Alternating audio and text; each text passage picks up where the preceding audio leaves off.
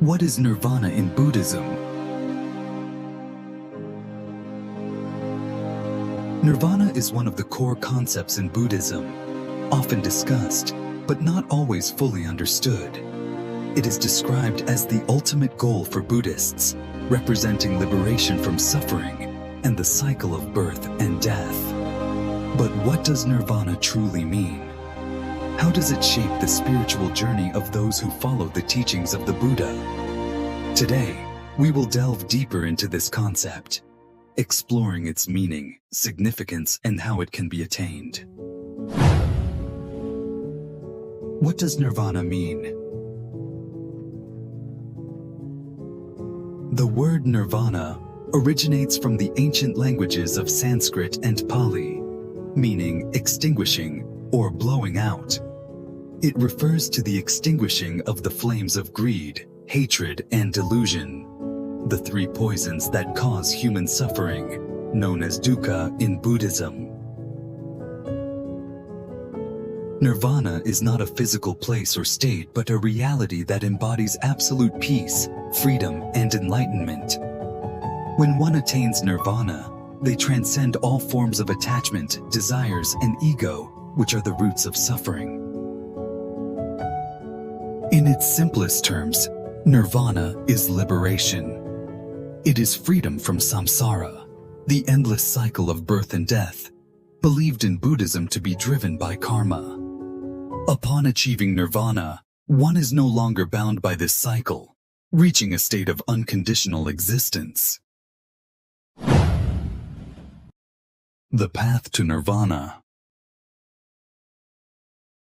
The Buddha outlined a clear path to nirvana through his teachings, particularly by understanding the Four Noble Truths and diligently practicing the Noble Eightfold Path. The Four Noble Truths. Life involves suffering, dukkha. Suffering is caused by craving, tanha, and attachment.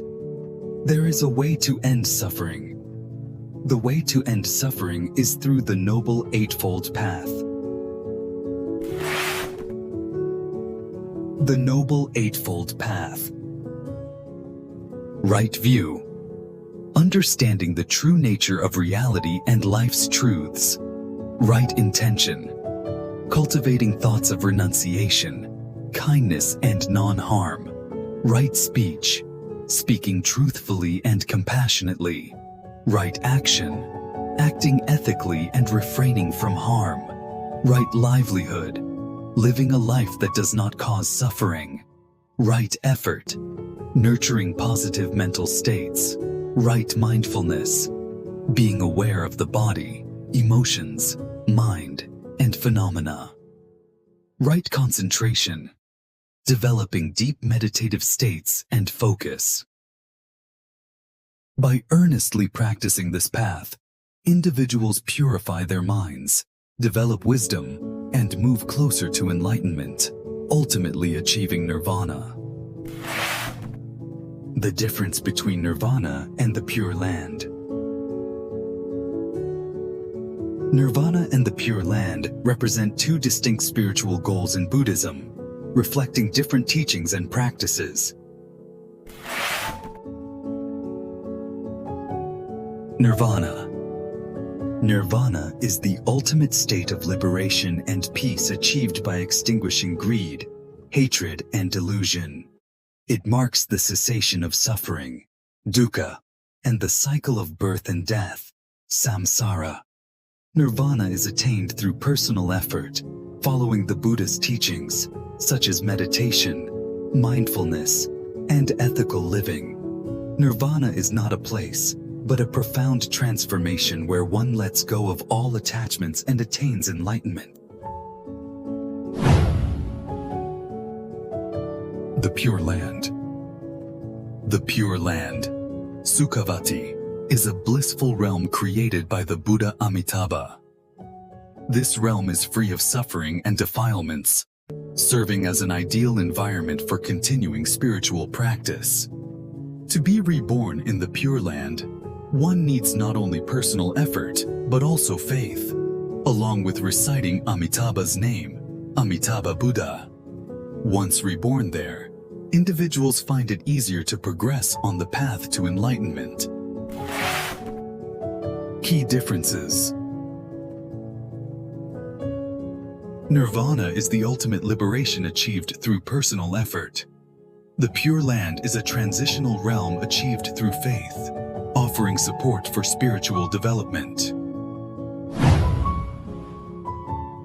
Both paths aim to end suffering, but take different approaches to attaining peace and spiritual growth.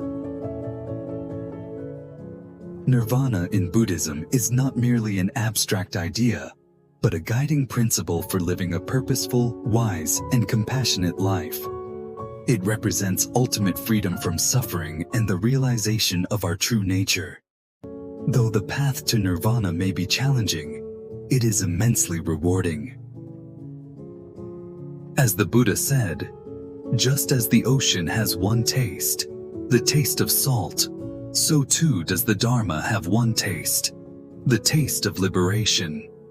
By walking this path with sincerity and dedication, we move closer to final liberation, bringing peace not only to ourselves, but also to the world around us.